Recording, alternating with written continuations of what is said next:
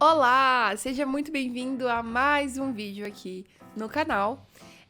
Hoje vamos falar sobre um livraço que se chama Capitães da Areia. Esse livro é super conhecido aqui no Brasil por fazer parte de vários vestibulares.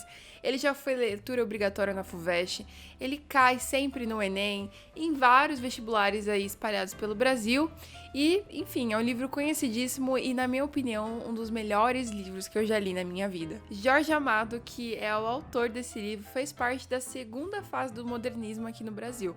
Fase que durou de 1930 a 1945 e também teve um outro autor conhecidíssimo aqui no Brasil que se chama Carlos Drummond de Andrade, né? O Drummond tem vários livros que caem sempre no vestibular, né? Entre eles, Claro Enigma, que é uma junção de vários poemas. E assim, só tem autor bom nessa fase. O Jorge Amado, ele foi muito envolvido com política, né? Principalmente lideranças de esquerda. E esse é um ponto que está muito presente no livro. Ele trata sobre muitas questões políticas e sociais, que na minha opinião foi um ponto super positivo do livro. Jorge Amado também tinha ligação com o candomblé, que também é um ponto presente no livro, e também outras religiões, né? Entre elas o catolicismo, né?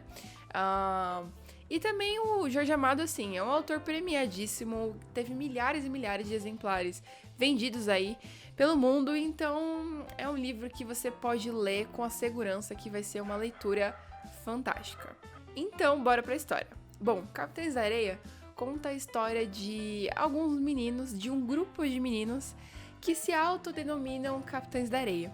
Esses meninos, na verdade, eles são crianças ladronas. É assim que Jorge Amado gosta de caracterizá-los. Eles são crianças que vivem à base do furto. Essas crianças, em sua maioria, foram abandonadas pela família ou tiveram as suas famílias ou perderam as suas famílias, né? Por doença ou por violência policial. Então, são crianças órfãos que encontraram neles, né, entre eles, uma família. Então eles são um grupo muito unido, que tem como liderança um garoto que se chama Pedro Bala, né? Uma característica dessas crianças é que eles têm nomes bem criativos, né? Tem Pirulito, tem Pedro Bala, tem o Querido de Deus, tem o Volta Seca, tem o Gato e por aí vai. Só tem nome legal e criativo. E eles não são criativos apenas nos nomes. Eles também são muito criativos nos assaltos. E por se tratarem de crianças, né, que são super enérgicas e... Gente, tem alguém querendo dar oi aqui. Dá oi. Oh, ela quer dar oi. Oi. Dá oi.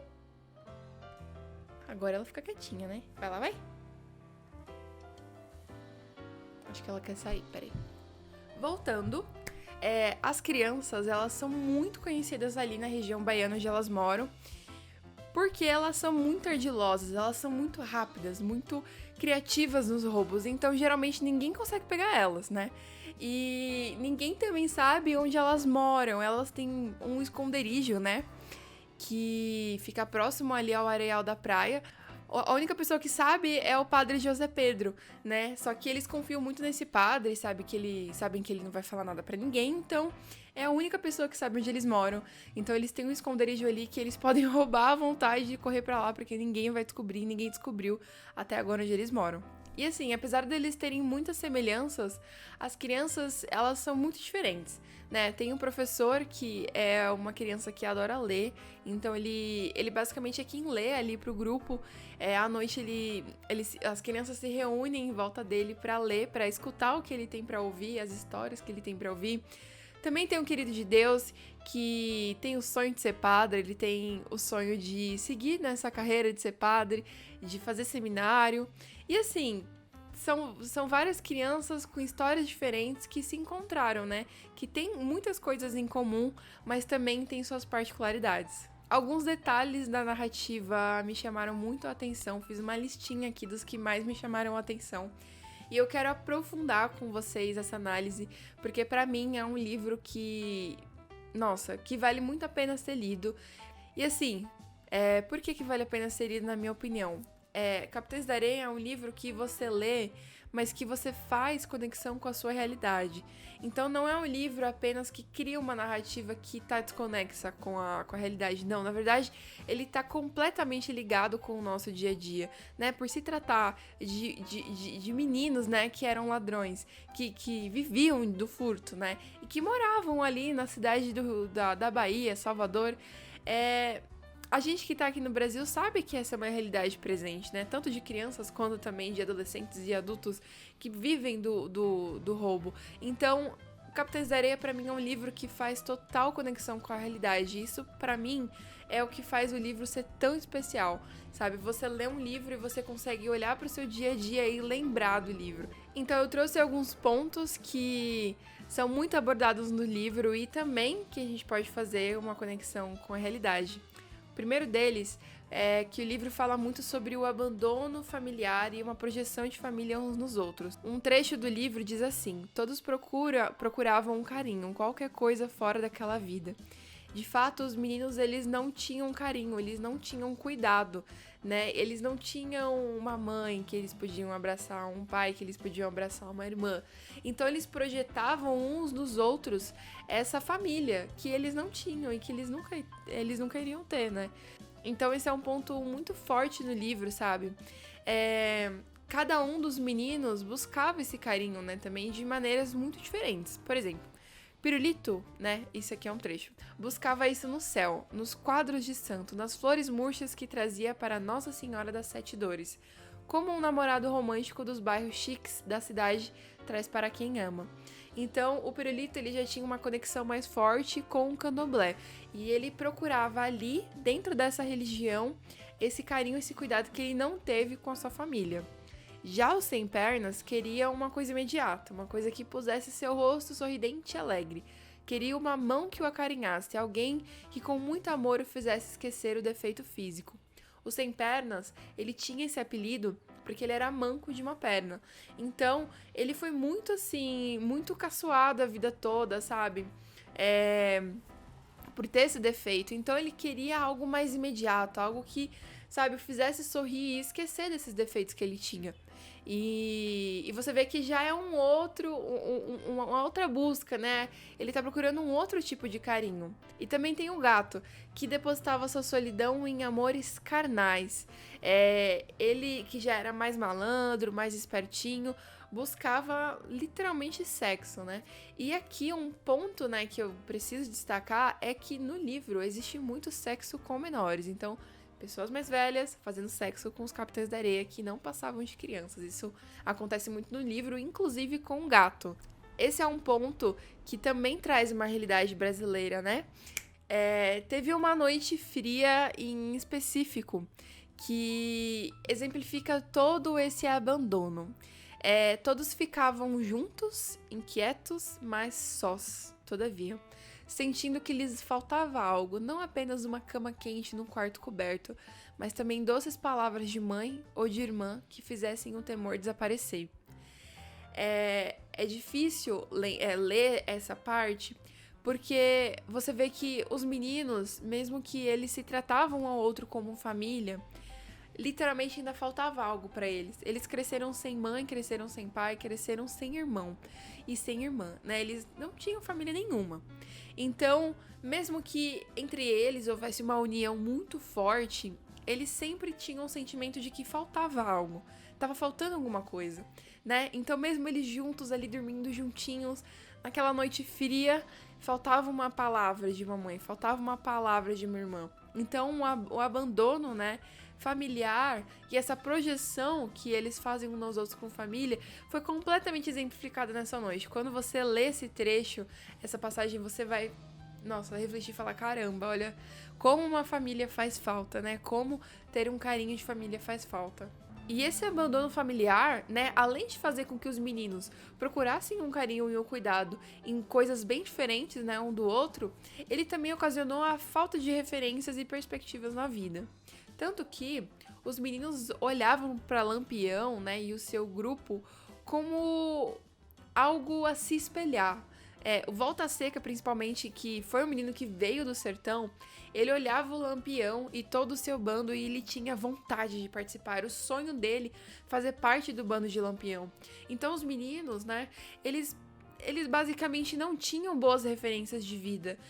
Porque eles cresceram em um ambiente de furto, um ambiente em que eles não tinham outra escolha, né? Então essa falta de perspectiva é muito, muito profunda no livro. Porque de fato, eles não tinham para onde correr, sabe? Eles não tinham acesso à educação, não tinham acesso à saúde, e acabava que o furto era a opção que fazia com que eles pudessem sobreviver. E um outro ponto muito presente no livro é o amadurecimento precoce, que também foi resultado, né, desse abandono familiar. Os meninos, eles precisavam tomar decisões muito difíceis, muito adultas, né, na vida deles, justamente porque eles não tinham um pai e uma mãe que decidisse por eles, né? Então, tem um trecho do livro que diz que as marcas que ficaram nas suas costas desapareceram, mas de dentro dele nunca desapareceu a dor daquela hora.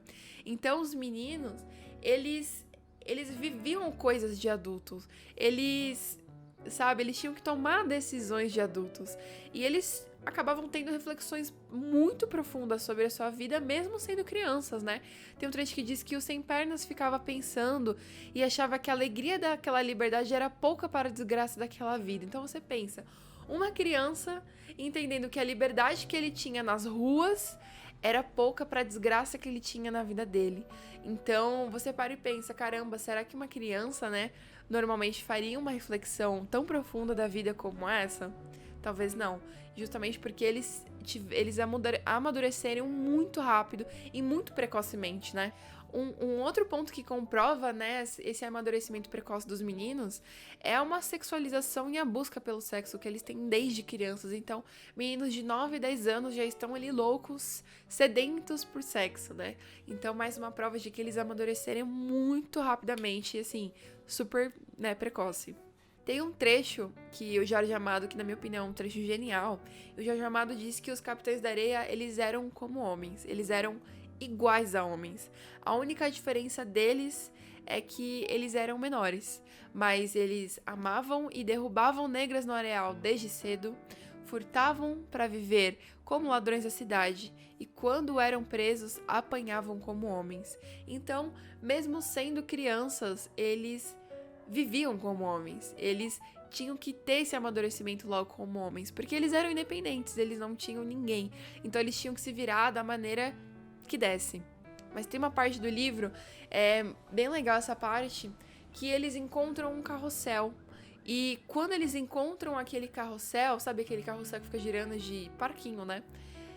Eles brincam naquele parquinho naquele carrossel, como se eles de fato fossem crianças. E naquele dia, eles esqueceram das responsabilidades que eles tinham, eles esqueceram de tudo que eles eram. Eles só queriam brincar. Porque de fato é isso que as crianças fazem, né? A maior parte do dia elas brincam. E os meninos não tinham isso, não tinham esse privilégio de poder brincar. Porque eles tinham que pensar o que eles vão comer, onde eles vão dormir, será que meu amigo vai morrer? Como é que eu vou planejar o meu furto? E naquele dia que eles encontraram aquele carrossel, a única coisa que eles fizeram foi brincar. Então, esse foi um trecho que nos lembra que mesmo eles tendo responsabilidades de homens, eles também, no fundo, ainda eram crianças, né? Até pelo seu tamanho e pela sua idade, eles ainda eram crianças. E esse trecho é bem forte. Um outro ponto presente no livro é a falta de políticas públicas direcionadas a crianças de ruas. É muito claro no livro que sonhos foram interrompidos pela falta de acesso, né? E isso é o caso de todos os meninos ali. Todos eles tinham habilidades e inteligências diferentes para determinadas coisas, né? Alguns eram melhores na leitura, outros na arte, outros eram bons em jogos, mas eles não tinham acesso a nada. Eles não tinham acesso à educação, à saúde, eles não tinham acesso a nada. Então, os sonhos deles foram interrompidos e eles praticamente não tinham com o que sonhar, porque a vida deles era basicamente aquilo que eles estavam vivendo ali. Eles não tinham, como eu disse anteriormente, referências, eles não tinham perspectivas de vida. Então essa falta de política pública, né, que seria direcionada a esses meninos, é algo que atinge diretamente a vida deles. Tem uma parte que o Pedro Bala tá conversando, se eu não me engano, com um professor, e ele diz: deixa de ser besta, Bala. Tu sabe bem que do meio da gente só pode sair ladrão. Quem é que quer saber da gente? Quem? Só ladrão, só ladrão. Então, aqui, na minha opinião, esse trecho mostra duas coisas: a maturidade que eles têm e as reflexões profundas que eles têm, mas também mostra que, de fato, eles têm consciência de que eles não podem sonhar com outra coisa, né? A vida deles é só aquilo, é aquilo. Eles já nasceram com esse caminho trilhado de ser ladrão e, infelizmente, essa é a realidade deles e de muitas crianças no Brasil. Um outro ponto presente no livro é a falta de medidas públicas aos pobres. Não somente às crianças de rua, mas aos pobres, né? Então, dá pra perceber que enquanto as coisas não mudassem, enquanto a estrutura social ali não mudassem, os meninos eles não conseguiriam ser meninos do bem. Porque há também uma marginalização, né, dessas crianças. Eles passam a ser tratados não como crianças, mas como marginais, como ladrões, né? E a humanização dessas pessoas simplesmente desaparece. E o que eu notei é que há também um ponto que traz, o ponto que o Jorge Amado traz ali do existencialismo de Karl Marx.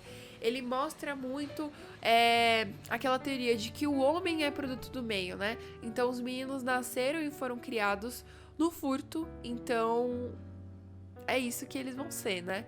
Justamente porque tudo bem que eles nasceram crianças, nasceram livres, mas o meio em que eles cresceram e construíram, né, a sua vida e se desenvolveram foi o meio de furto, de roubo, de assalto, da criminalidade. Então, o existencialismo de Marx está muito presente nesse livro também, basicamente em toda a narrativa. Um outro ponto do livro que a gente consegue também fazer referência aos nossos dias atuais é que o livro se passa justamente na crise, né, da varíola. Ali eles também falam bexiga, né, varíola ou bexiga. Então, você percebe que o governo, ele basicamente fazia um descaso com a população. Tem um lugar ali que chama Lazareto, né, que é basicamente um lugar em que as pessoas ficam quando chegam em algum porto, aeroporto. É um lugar para você fazer uma quarentena quando você tem alguma doença. Só que no caso da crise da varíola, o Lazareto era um lugar em que as pessoas iam para ser tratadas e elas não voltavam. Então, a gente pode fazer uma conexão, né, com muitos hospitais públicos que tiveram falta de oxigênio, tiveram falta de camas, de UTIs, né? Isso foi muito comum agora na crise da Covid-19. E na crise da varíola foi a mesma coisa. Mesmo aqui sendo uma narrativa, né, que não foi real, o Jorge Amado, ele traz pontos reais, ele traz pontos da nossa realidade. Isso é uma característica justamente da segunda fase do modernismo. Fazer pontos, trazer narrativas reais para narrativa fictícia. Então, a crise da varíola teve muitos pontos que a gente vive hoje, teve muitas coincidências com o que a gente vive hoje na pandemia da Covid-19. Então, inclusive, um dos meninos pegou a varíola e teve que ir pro lazareto, o que foi uma parte bem difícil de se ler no livro, mas eu não vou dar nenhum spoiler aqui. E o último ponto do livro que eu preciso destacar é a violência policial. A violência policial ela é presente em muitas partes do livro. Inclusive, o livro fala sobre um reformatório de menores que era conhecido na cidade, né, como um lugar em que os homens viravam homens. Porém, por trás, né, dessa mudança que o reformatório queria trazer, havia espancamento e torturas. Exemplo disso, aqui vai um spoiler. Pedro Bala ele foi pego pela polícia, mais ou menos no meio pro final do livro. E os policiais bateram nele a ponto dele desmaiar. Tudo isso para que ele revelasse o lugar em que os capitães da areia se escondiam. Então, o reformatório era um lugar conhecido pela população ali, pela região onde eles estavam, de um lugar em que havia espancamento, havia tortura, os meninos eram tratados como lixo, ficavam dias, né, quase semanas sem comer, sem ter comida, e já aconteceu de pessoas morrerem ali no reformatório. Então a violência policial é algo fortíssimo no livro. E eu faria um detalhe pequeno aqui que acontece muito no livro também, é a presença da religião, tanto o candomblé quanto o cristianismo católico, né? Então, as duas religiões estão muito presentes em todo o livro, né? Principalmente com o Querido de Deus e com o Volta Seca. E, bom, acho que esses são os detalhes do livro que, na minha opinião, são os mais importantes. O livro ele também tem uma linguagem super acessível, então você não vai ter muita dificuldade de ler, é bem tranquila a leitura. Ele também tem uma narrativa, assim, surpreendente e muito, muito, muito bem construída. Ele traz personagens marcantes e com histórias muito profundas. E ele também traz uma história comovente com uma profunda reflexão social. Se eu pudesse definir esse livro em uma palavra, eu definiria ele como profundo.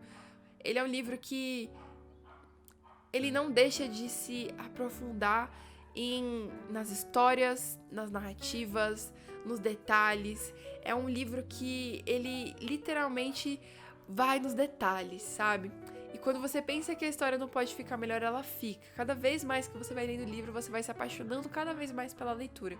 De fato, para mim é um livro fantástico, um dos melhores livros da minha vida, um livro que eu com certeza vou reler e vou dar para os meus filhos lerem, porque é um livro muito bom. O que eu poderia dizer, assim, você precisa ler esse livro, ele é de fato maravilhoso. E bom, agora eu vou deixar 2 spoilers pra vocês, mas se você não gosta de spoilers, já vai ficando por aqui. Não deixa de se inscrever no canal, deixar um like e, por favor, deixe um comentário também, diz aí o que você achou do vídeo, se você já leu o livro ou se você ficou com vontade de ler, porque assim, os comentários eles ajudam demais na divulgação do vídeo. Então, se você já ficar por aí, um beijo. E pra quem gosta de spoiler, vou dar 2 pra vocês, spoilers muito legais. Eu disse no início do livro que Capitães da Areia era um grupo de meninos, certo? E, de fato, é um grupo de meninos. Mas, no meio pro final do livro, surge uma menina. E ela se chama Dora. Vai ser a única menina que os Capitães da Areia vão ter. E os Capitães da Areia eles veem a Dora basicamente como a mãe, a irmãzinha deles, do grupo. No início, quando ela chega, todos os meninos estão com aquela mentalidade de quero fazer sexo com ela, quero fazer sexo com ela. E ela tem, assim, 14 anos, ela é bem novinha. Mas, aos poucos, o Pedro Bala e o Sem Pernas, se eu não me engano, eles começam a falar que ninguém vai tocar nela. Porque, assim, eles viam nela um olhar desesperado de uma menina de 14 anos, obviamente virgem, que nunca tinha tido contato com meninos, e todos eles querendo atacar, querendo ficar com ela. E eles defenderam ela e deram moral, assim, os meninos de fato não encostaram a mão nela e trataram ela como se fosse uma mãe, né, uma irmãzinha ali pra eles. Também tem uma parte do livro em que o Sem Pernas, ele é praticamente adotado. Ele ia fazer o reconhecimento ali de uma casa para os meninos roubarem, mas a dona daquela casa, que era uma casa rica, uma mulher rica, né, uma família rica, ela tinha perdido seu filho e olhou Sem Pernas como se ele fosse o filho que ela tivesse perdido. Então, Sem Pernas, ele passa alguns dias, se eu não me engano, foram mais ou menos 2 semanas ali na casa daquela mulher. E ela queria adotar ele, ela ia adotar ele, porém ele começa a se sentir mal pelos outros do grupo.